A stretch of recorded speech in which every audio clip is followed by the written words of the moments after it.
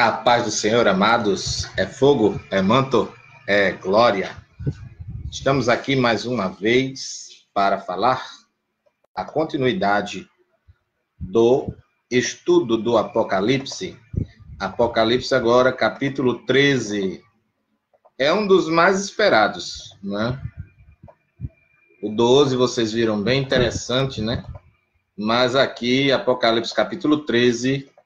Vamos ver o que é a marca da besta. Eita. Será se as boas línguas, né, para não dizer aí pessoas equivocadas, estão falando que realmente aquilo que está por aí é a marca da besta? Será que estão certos ou errados? Vamos lá. Apocalipse capítulo 13, o livro da revelação. Ao contrário do que muitos pensam, um dos livros mais atuais, né? Tem uma linha que diz que ele venceu, né? Já foi cumprido.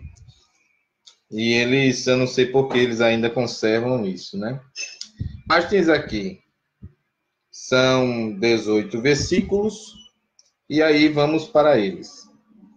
Eu vi uma besta que saía do mar, com 10 chifres, 7 cabeças. Sobre seus chifres havia 10 coroas reais, e sobre suas cabeças nomes blasfemos. A besta que vi era semelhante a um leopardo, mas tinha pés como de urso e boca como de leão. O dragão que lhe deu poder, seu trono e grande autoridade, uma das cabeças da besta parecia ter sofrido um ferimento fatal, mas o ferimento fatal foi curado. E o mundo todo maravilhado seguiu a besta. Eles adoraram o dragão, porque deram autoridade à besta. E adoraram a besta, dizendo: quem é como a besta? Quem pode guerrear contra ela? A besta foi dada uma boca para falar blasfêmias e palavras arrogantes, não é? Então foi dado para falar palavras arrogantes. Então vamos compartilhando o vídeo ao máximo que puder, né? Aí olha só. A minha versão é do hebraico para o português, certo? Por isso que algumas palavras talvez não tenham na de vocês.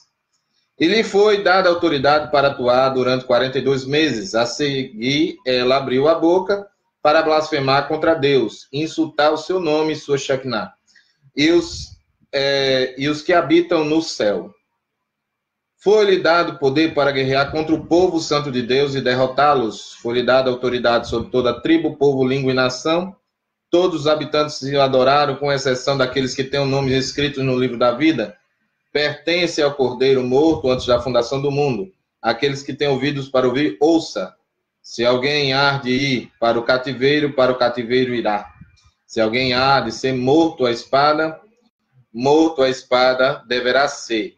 Essa passagem está em Apocalipse, também está lá em Jeremias 15, 2 e 43, Jeremias 43, 11. Tá certo? Esse é o tempo no qual o povo santo de Deus deve perseverar e confiar. Então vi outra besta subindo da terra, possuía 2 chifres, com um cordeiro, falava como um dragão, exercia toda a autoridade da primeira besta, em nome dela, e fazia a terra e seus habitantes adorarem a primeira besta, cujo ferimento fatal fora curado, e realizar grandes milagres, chegando a fazer descer fogo do céu da terra para mostrar aos seus homens. Ela enganava o povo que vive na terra por meio de milagres que não são permitidos realizar na presença da besta. Ele diz que façam uma imagem em honra da besta que foram ferida pela espada, mas que voltou a viver. Foi-lhe permitido soprar na imagem da besta para que ela pudesse falar e fazer que fossem mortos todos que se recusassem a adorar a imagem. Também obrigou todos, grandes, pequenos, ricos e pobres, livres e escravos, a receber certa marca na mão direita e na testa, para que ninguém pudesse comprar nem vender, a não ser quem tivesse a marca, isto é, o nome da besta, ou o número do seu nome. O número do seu nome. Aqui a sabedoria é necessária. Aquele que compreende deve calcular o número da besta, porque é o número de uma pessoa. E seu número é 666. Esse capítulo tem aterrorizado muitas pessoas, tá certo? E vamos para a explicação, tá certo? Vimos no vídeo anterior que chifre também é poder, certo? Então, esse capítulo é um dos mais fascinantes da Escritura. Esse capítulo é singular porque ele também não define, veja bem, ele fala povos, línguas, nações, ele não define fronteira, tá certo?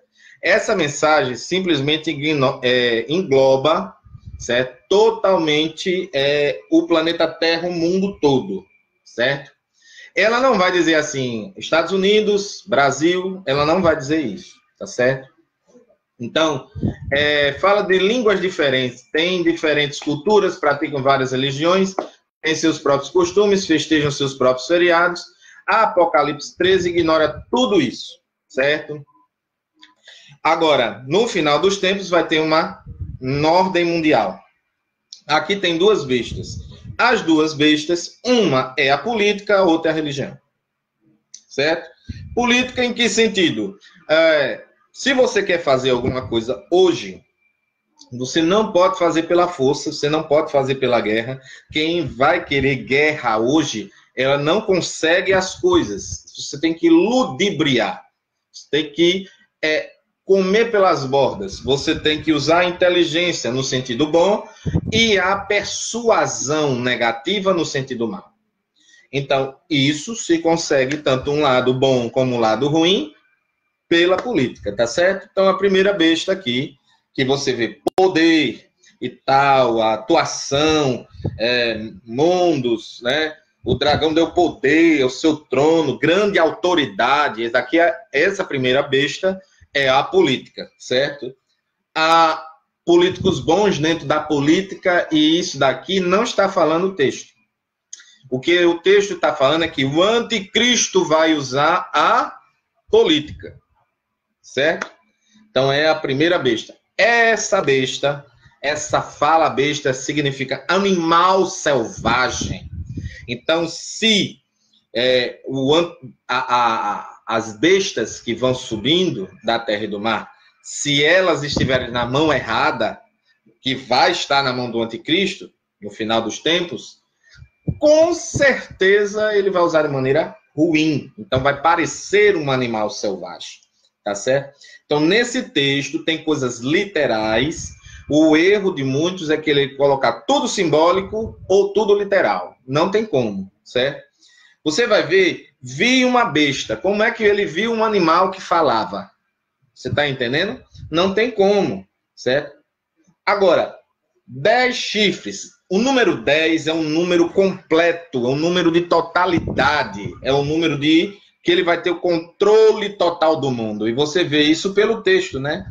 O dragão deu poder, também conseguiu blasfemar e tudo mais.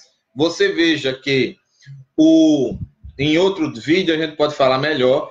O leopardo aqui seria os gregos, certo? A Pérsia, o urso, certo? O dragão diabo, mas tem o leão seria a Babilônia. Então você veja a miscelânea de culturas, certo? Que o dragão vai ter o domínio.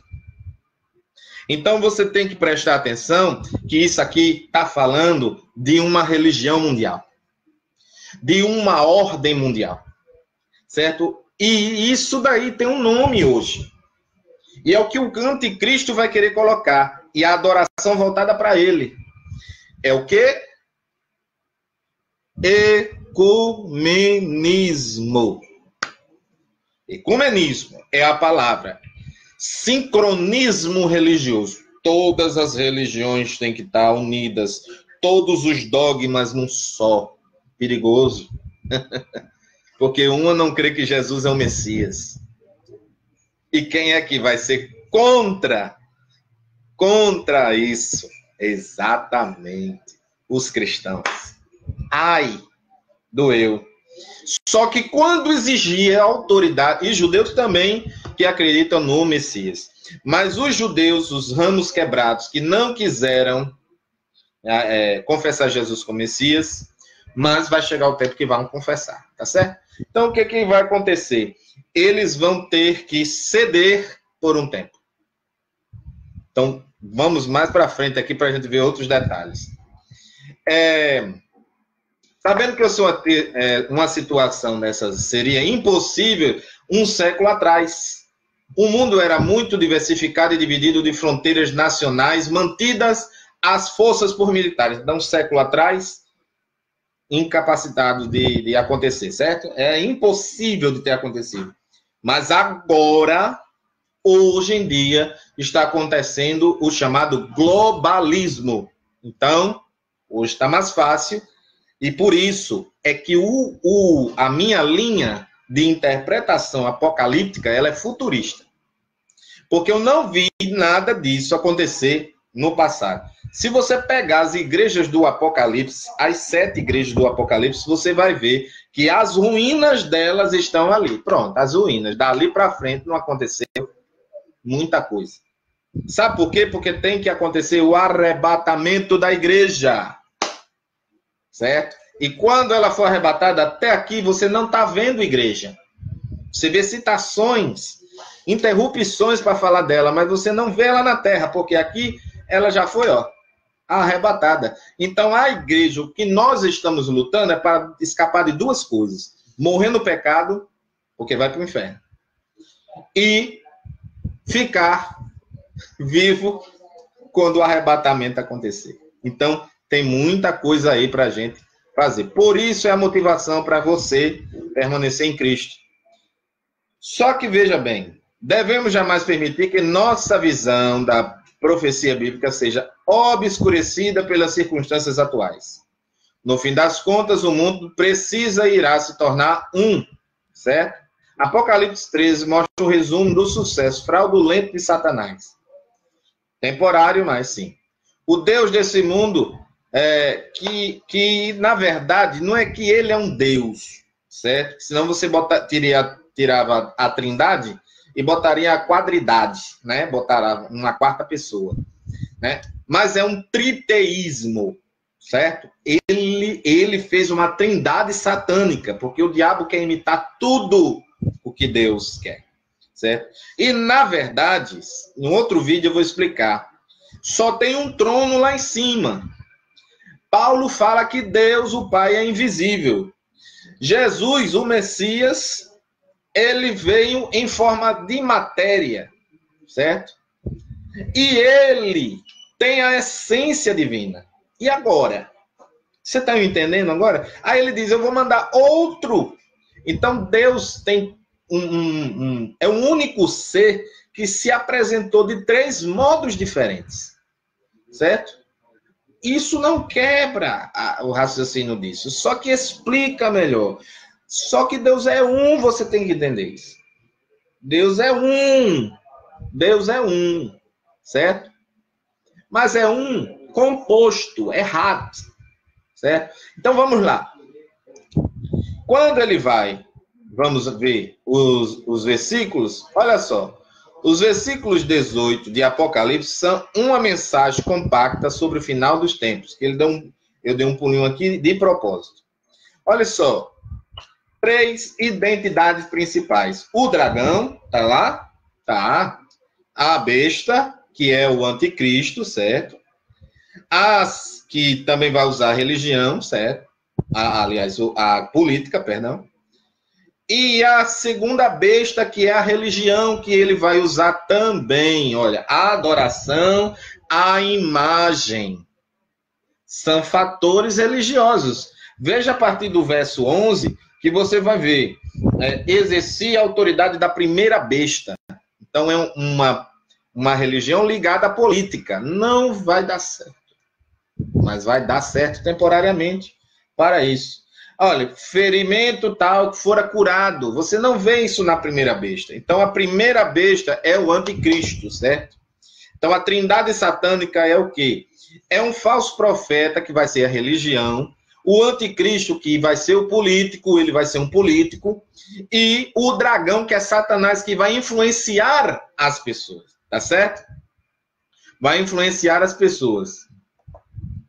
Só um minutinho aqui, eu vou dar uma pausa pequena, porque o meu notebook está pedindo bateria. Voltei, gente. Notebook. Vamos lá. Ele vai influenciar as pessoas através da religião, certo? O anticristo, através da religião e da política, tá certo? Então, logo, vocês têm que entender uma coisa. O dragão, ele tenta imitar com o dragão, que é Satanás, a gente vem no capítulo 12, a primeira besta, que é o anticristo, e a segunda besta, que é o falso profeta. A primeira besta, que é o anticristo, ele vai usar política. O falso profeta, que é a segunda besta, vai usar a religião, tá certo? Aliado com o dragão e com o anticristo, tá bom? Então, vendo isso dessa forma, nós podemos entender que, glória, voltamos, tá certo? Podemos entender algumas coisas. Que o dragão, ele tenta imitar a trindade, né? Só que ele faz um triteísmo, que é o conceito de que é uma pessoa, mas são três deuses separados. É um conceito de deuses separados, certo? A trindade é um Deus, certo? Em essência, mas em modos diferentes ele se manifestou, certo? São três personalidades de uma mesma pessoa, certo? Então, agora a marca da besta, certo? A marca da besta, nós vamos deixar para o final. Quando Deus criou o homem à sua imagem e lhe ordenou que sujeitasse a terra, tá certo? Deus fez isso dando um tempo para que o anticristo pudesse exercer e provar o ser humano, certo? Provar o ser humano. Então, a mensagem desse capítulo precisa ser estudada, certo? De acordo, em consonância com a revelação, certo? Olha só como o livro começa, de Apocalipse. Revelação de Jesus Cristo. Então, é dele, certo? No livro de Apocalipse. Agora, algumas pessoas querem colocar, por exemplo, já vi interpretação dos 4 cavaleiros de Apocalipse, que é um absurdo, colocar que é o Hamas, o Islã, que surgiu anos depois, certo? O Apocalipse veio a ser escrito muito depois, então não tinha essa mentalidade. E esse movimento anos depois ainda, então não tem como. Essa teoria também é nova, então deve ser totalmente descartada. A cor da bandeira, por suposição, bate também, né, com a cor dos 4 cavaleiros do Apocalipse, mas aí eu boto qualquer bandeira, meu amigo. A que for surgir nova, eu também coloco lá mais na frente. Isso é teoria. Vamos para a Bíblia, certo? Os 3 primeiros capítulos e tal, vamos lá. Olha só. A marca da besta, que é que eu quero falar aqui,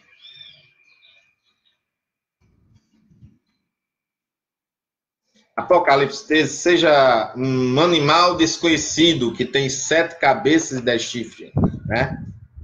Ao deixar de presumir que seja fantasia, porque tem gente que fantasia demais, só o sangue. 7 cabeças indica que ele vai ser um ser muito inteligente, porque para enganar um judeu tem que ser muito inteligente. Realmente. 7 cabeças fala também de uma outra teoria, que é os 7 montes onde Roma se localiza. Vai ter que sair de lá. Mas é um detalhe. Se o anticristo ele for judeu ou do Islã, judeu não vai escutar ele, certo? Então ele tem que ter descendência judaica, ele tem que ter uma linhagem judaica, como eu tenho, apesar que eu não sou ele, mas ele tem que ter uma descendência judaica. Por quê? Eu vim descobrir que eu sou dos Bnei Anussins. Eu sou dos Bnei Anussins, ou seja, dos filhos dos forçados. Então, eu sou dos Bnei Anussim.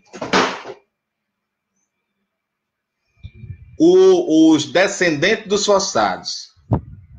Veja bem, que caiu aqui o negócio. Os Bnei Anussim, os descendentes dos forçados, né? Então, veja, o que acontece é que ele tem que ser um desses, certo?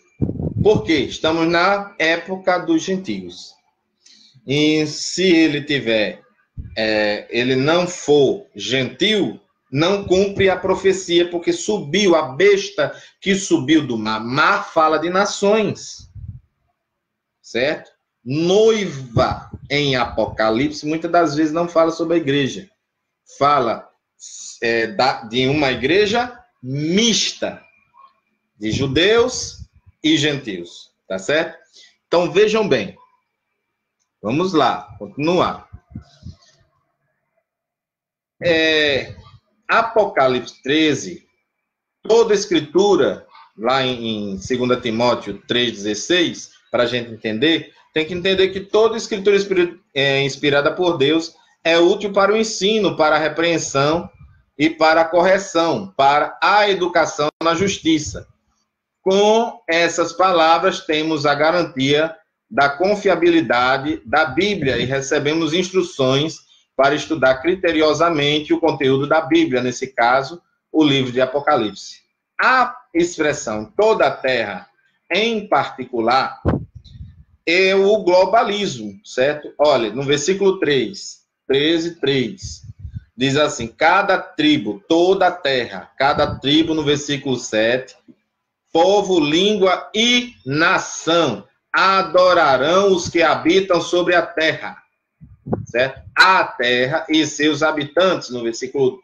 Então, 13, 7, 8 e 12, os versículos estão falando assim, ó, toda a terra, no 3, 7, cada tribo, povo, língua e nação, então não tem fronteira.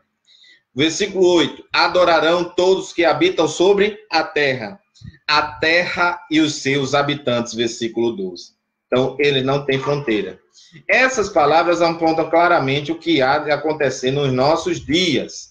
Toda a terra significa o mundo inteiro, e essa é a característica do globalismo.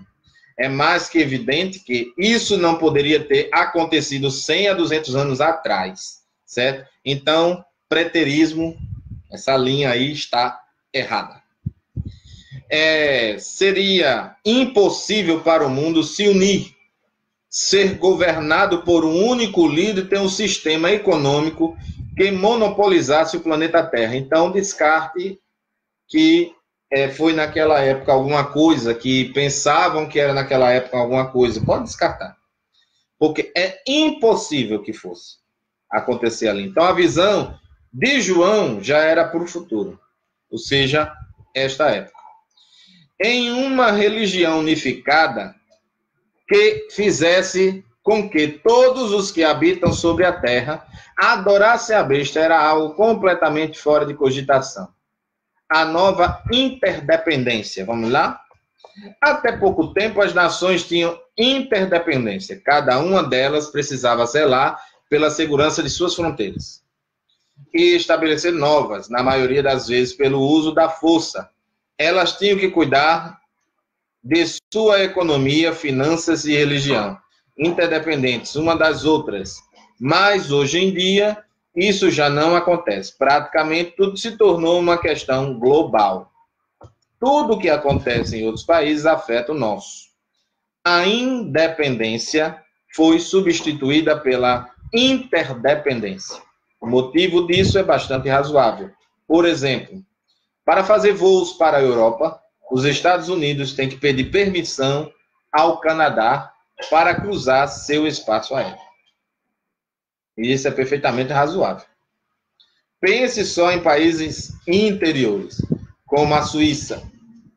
O que aconteceria se seus aviões não pudessem voar por cima dos outros países? Complicado, né? A interdependência é um resultado natural do avanço tecnológico. A comunicação. Estamos chegando na marca da besta. Comunicação entre as nações também era limitada. Os países falavam línguas diferentes, a tradução só estava ao alcance de classes superiores, ninguém sabia realmente o que estava acontecendo no país vizinho. A única informação disponível era aquela fornecida por seus respectivos líderes. Ponto final. Era bem resumida, uma conversa de 20 minutos, alguma coisa assim. Pouca mesmo, né? Então, era uma conversa política, ele dava informação, só o necessário. Não, é porque realmente acabou e tal, não sei o que e tal. Não, realmente foi uma fatalidade, né? Aquela coisa, sabe, bem neutra. Ondas de rádios, telefone, satélite, etc. Praticamente todas as pessoas podem se comunicar com qualquer um e qualquer hora. Só que estão dizendo que o cartão de crédito está criando filas ainda. Então, eles querem aquela coisa de passar a mão e, pô, resolveu. E o que dizer dos transportes? As possibilidades eram bastante limitadas antes de 1900.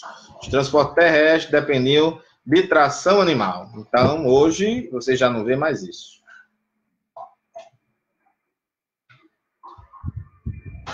Vamos lá. Então, vejam bem. Percurso de 50 quilômetros numa cidade não era nada incomum, certo? Jesus andava a jornada de um sábado, né? Tem falando. Então, vamos meditar mais sobre a besta que saiu do mar.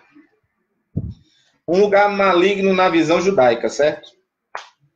É uma criatura híbrida, composta de parte dos 4 monstros que aparecem em Daniel 7. Depois vocês podem ver lá o leopardo, o urso, o leão e um quarto animal, né? É terrível. E que representa os sucessivos impérios mundiais, com suas coroas e seus chifres, soberanias e poder, certo? Chifre é soberania e poder. E sua rebeldia a Deus, ele é representado pelo autoritário que se opõe a Deus. Ele recebe seu poder do dragão, versículo 2 e 4. E é aparentemente indestrutível, versículo 3. Então, ele ressuscita, né? Ele torna a viver, né? Então, ele ressuscita. Aquela coisa do milagre de acontecer e tal. Então, vocês vejam que tem isso daí. Mas não aqueles cujos nomes estão escritos no livro da vida do Cordeiro, versículo 8. Então, tem pessoas assim. A segunda besta é o pseudo-cordeiro, que fala com a voz de Satanás, versículo 11. É a religião sancionada e dominada pelo Estado. Entendeu aí? Apocalipse 16, 13 e 19, 20. Essa besta é chamada de falso profeta. Ela imita a realidade e afasta o povo da adoração verdadeira. Então, quando começar a querer chegar nesse ponto aí, os judeus vão dizer, peraí, não, só existe um Deus único e verdadeiro. Ó, é o seguinte, se vocês não me adorar, vai tudo ser morto. A gente vai. Aí Deus levanta as 2 testemunhas, que mais para frente a gente vai falar.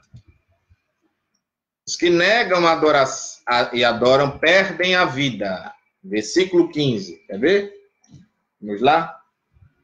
Foi-lhe permitido soprar na imagem da besta para que ela pudesse falar e fazer que fossem mortos todos que recusassem adorar a imagem. Então, ela tem autoridade para matar. Para João, as 2 bestas eram o Império Romano e o culto ao imperador? Não. Certo? Por quê? Porque João sabia que isso era para o futuro. Como ele viu de imediato, Agora, vamos ver assim, João pode ter pensado nisso, sim. Na hora de escrever, ele sabia que as coisas eram para o futuro, porque aquilo dali, no Império Romano, não tinha como acontecer, certo? A paz do Senhor, aquilo, né, reinando, Marcos Antônio e Catiúcia, né? Deus os abençoe. Então, lá atrás, para João, não era isso. Era apenas um recado. Agora, ele poderia comparar com eles? Com certeza. Não confunda João dizer que é com João ter entendido que era. João pode até ter entendido, não, talvez seja tal. Sim, ele é um ser humano, ele poderia fazer isso, né? Mas que era, não. João sabia que era impossível, no império, unir tribo, línguas e nações governadas por uma pessoa só, tá certo? Não podia, não tinha como. Mas pode-se deduzir que cada época tem seus equivalentes, né? Por exemplo, tem anticristos, antes do próprio anticristo. A Bíblia fala. Então vamos lá. Naquela época, quem era? Pai do Senhor, Ivan? Naquela época, quem era? Quem era o anticristo na cabeça de João? Era Dominiciano, certo? Era um imperador da época. Ele se autodenominou Deus. Só que teve anticristos antes. Então, o Nabucodonosor, Antíoco Epifânio, todos esses aí são anticristo. O Nero, certo? E o que é que eles têm em comum? Tá certo o raciocínio? Tá. O que é que eles têm em comum de virem antes para finalmente chegar o anticristo, filho do pecado, filho da perdição, para ser o verdadeiro ou anticristo que fala, e não uma figura lendária? É porque o mau caráter desses daí, esse vai ter todo junto. É filho do diabo mesmo esse daí, certo? O anticristo é filho do diabo. Ele é anti-Messias, podemos colocar assim também. Sim. Cristo e Messias é o mesmo significado. Ungido. Ele é contra o ungido, certo? Ele combate tudo que se chama Deus, certo? Então, não pense que ele vai combater só o cristianismo e o judaísmo, não. Negativo. Ele vai combater a Índia, os deuses da Índia, aqueles ídolos lá, ele vai combater, sim, porque ele quer voltar a adoração a ele, que é uma coisa que Satanás desejou e deu, e ele quer mostrar que ele consegue ainda isso. Então, o diabo está tentando fazer de todas as formas conseguir agora na Terra, porque no céu ele perdeu. Agora, ele sabe que tem pouco tempo. Conhecido como o mito de Nero Redivivus, certo? O Redivivus, Nero Redivivus, é um mito que tinha entre os romanos que Nero vivia ainda. Então, ele era tipo um Nero ressuscitado, reciclado, né, reencarnado, nesse sentido. De que o imperador não havia morrido em 68 depois de Cristo, só que ele morreu. Que voltaria à frente de grandes exércitos pardos vindos do Oriente. A marca no versículo 17, que já é o final aqui da passagem que a gente está estudando, que eu disse que ia deixar para o final, a marca é o quê? Indicando posse e aceitação da autoridade da besta, certo? As pessoas têm a marca do mundo, ou a marca, o selo de Deus. Agora, deixa eu ver se vocês entendem. O selo real que fala, não é um selo assim que você vê de carta, não, certo? O selo era um anel, certo? Inclusive José usou. O selo era um anel com um nome em forma de ferro, no ferro, a maioria era ferro comum. Aí eles pegavam a resina, derretia, colocavam aqui, e eles marcavam aquela resina indicando que a carta era daquela pessoa, que tinha autoridade para enviar. E quem não fizesse, não desse uma resposta satisfatória, realmente era. Então, aquele selo indica posse, autoridade. Então, quem é o selo no Novo Testamento é o Espírito Santo. Então, quando você tem o selo, você é selado pelo Espírito Santo, é o selo de Deus. Pronto. Indica, quando você tem o Espírito Santo, indica que você é posse de Deus. E se você não tem o selo de Deus, indica que você corre o risco de ser selado pelo diabo, ou corre o risco, na melhor das hipóteses, de ser selado por Deus. Por quê? Porque ou um ou outro você vai servir. Aos dois senhores ao mesmo tempo não pode. Quer dizer, ninguém quer dizer e admitir, eu sou filho do diabo. Quem é que vai querer dizer uma coisa dessa? Ninguém vai querer dizer isso, irmão. Ninguém. Mas, ou um ou outro. Se você vive uma vida de pecado, se você está alimentando prostituição, se você está alimentando mentira, se você está vivendo na prática do pecado, você é filho do diabo. Pode deixar de ser, a qualquer momento. Você não foi selado ainda com ele porque não tem um demônio dentro. Beleza, sorte sua. Mas casa vazia é a oficina do diabo. Já diziam os pastores mais antigos, né? E quando você está selado com o Espírito Santo, não tem quem entre dentro de você, a não ser o próprio Espírito que está já dentro de você, na hora da confissão. Entendeu? Que é o Espírito do Eterno. Certo? Então vamos lá.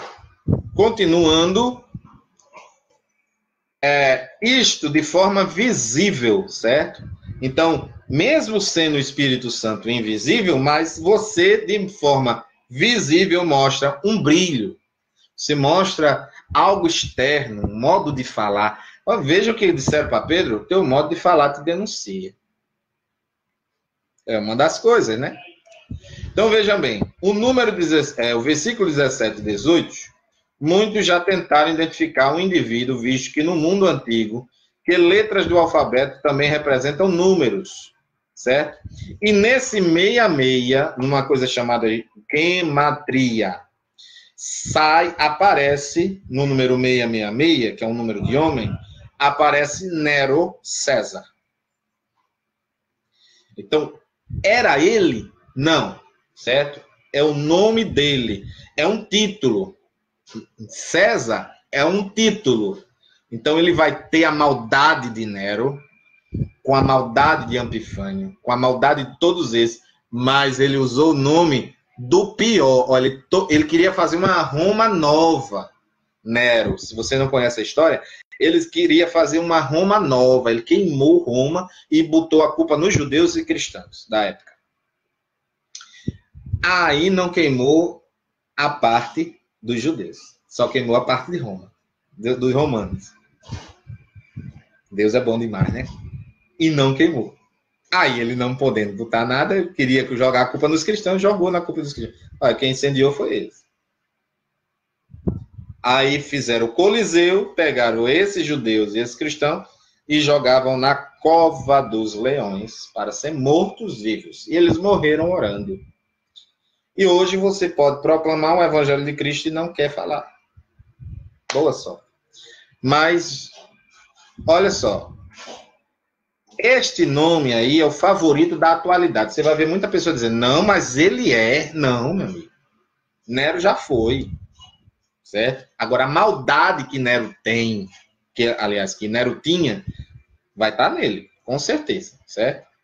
Mas para conseguir esse resultado é necessário usar a forma grega do nome latino transliterado em letras hebraicas e com a ortografia variante, né, segundo Morris. Mas a chave pode estar no simbolismo dos números 6. É um número humano, tá certo? Eu fico com essa daqui. É um número humano que nunca vai alcançar o 7. Você vê ali, é uma dízima. Então, ele tenta chegar, parecer ser Deus, mas ele nunca vai chegar a ser Deus. Não importa quantas vezes seja repetido, ele nunca chega ao 7. Número da perfeição, 7 é o número de Deus, né? Por mais poderosa que seja a besta, ela não é Deus. Nunca vai ser. Porém, não pode ser o chip, microchip, porque é furado. Eu vou explicar por quê. É furado e colocado dentro da mão. Não foi assim que vocês viram na apresentação? Nessa parte aqui era colocado, feito uma incisão, colocado o chip, e ele era colocado na mão direita ou na testa. Era feita a incisão aqui e colocado aqui. A pessoa fazia assim e passava. Beleza? Mas ele não pode ser a marca da besta que está ali. Vou dizer por quê. Nas Bíblias interlineares, que você vai ver a palavra grego, pegue o versículo de Apocalipse 13, 17, que aparece a marca, certo? A palavra marca lá, e você vai ver a palavra charagma. Charagma, certo? Que é charagma? É selo, marca impressa. Em Apocalipse 13, 17. E não estigma. Certo? Não aparece estigma em Apocalipse 13, 17. Aparece charagma, marca impressa ou selo. Então, eles vão usar a famosa tatuagem na mão direita. Eu defendo isso. Combina com o negócio. Ou vamos dizer assim, um selo de quadrado, certo? Quadrado, de alguma forma colocado em cima da mão que não possa ser arrancado. Uma cola, alguma coisa, mas tem que ser por cima da pele. Qualquer teoria vai bater com charagma. Tem que ser por cima da pele. Não tem. Qualquer coisa, se você for observar, tem que observar aquilo que está superficialmente sobre a pele. Diz que furou a mão direita, é estigma. Não pode ser estigma. No texto está charagma, certo? Charagma, superficial, marca impressa. Então a gente vai pela Bíblia. Se lembra que a Bíblia antes é grega, o Novo Testamento, e também tem versões em hebraico. E o Antigo Testamento, na sua quase que totalidade, hebraico, certo? E aramaico, parte de aramaico. Estigma é o quê? É sinal perfurado, que é o que eles estavam falando lá. E algumas pessoas dizendo, é Deus purinho, está revelando as coisas. E não estava. Então a gente tem que ficar ligado. Estigma é marcado também a ferro e fogo. Paulo diz isso, essa palavra estigma aparece em Gálatas 6,17. Pode olhar lá na sua Bíblia, na Sword, né? Tem outras Bíblias lá que aparecem. E elas vão mostrar o linkzinho e você vai botar a citação e vai procurar a palavra marcas do meu corpo, que Paulo está falando lá. Era como se ele fosse marcado a ferro. Sabe por quê? Porque Paulo está dizendo marcado a ferro. Eu tive estigma, que ele foi chibateado 39 vezes 5. Certo? Então ele disse, olha, não venha me provocar, não venha dizer que eu não devo fazer nada, porque eu carrego as marcas, os estigmas de Cristo no meu corpo. Então, hoje nós carregamos, talvez, as marcas da alma, certo? Que seria outra palavra também. Nem estigma, nem charagma. Porque estigma é corte. Cortou, feriu, estigma. Charagma é só sobre. Entendeu? Então você carrega o selo, as lutas, as experiências, sim. Mas nem estigma e nem charagma. Tá certo? Então a marca não pode ser aquele chipzinho do tamanho de um grão de arroz da empresa Mondex. Certo?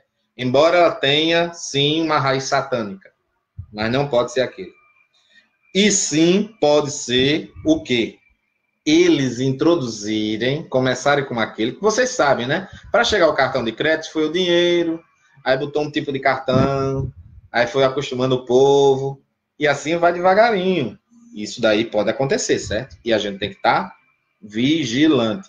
Mas isso que eu estou falando é na grande tribulação, é para quem ficar.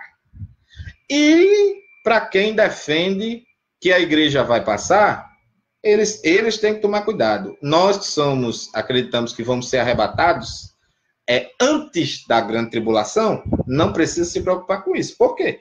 Porque você vai ser arrebatado. Agora, pós-tribulacionista que vê tudo como símbolo, aí realmente eles precisam se preocupar. Certo? Nós, para que ficar? Você está lutando para subir logo. E na Bíblia diz que você já tem que estar pronto, preparado. Negócio de se preparar ainda, negativo. Então, a marca da besta não é isso, certo? 42 meses, certo? Isso equivale a 1.260 dias, que a gente vai encerrar com esse daqui. Um tempo é um ano, certo? 2 tempos, tempos é 2 anos. E meio tempo é 6 meses, certo? Então, 1.260 dias, 3 anos e meio. Para acabar a falsa paz. Mas ele é revelado, sim. Antes e em seguida, arrebatado. Não tem por que a pessoa falar, porque lá no texto de ser revelado o filho do pecado, a apostasia é separação. Então ele é tirado. A igreja é tirada quando ele está separado, quando ele está revelado, quando ele está já manifesto que ele é o anticristo, a igreja. E isso é no início. Então, Apocalipse 13 está aqui para vocês. Compartilha esse vídeo, certo? O outro lá no Facebook vai ficar 2, vocês vão ver. Eu vou colocar, renomear o parte B, que vai ser esse, a parte final, e a parte A, porque infelizmente o computador hoje não ajudou. Então, meus irmãos, isso acontece ao vivo, né? Então, estamos aí, agora saindo para trabalhar, ore por mim, para que possamos fazer isso. Mas estamos aqui fazendo a obra do Senhor.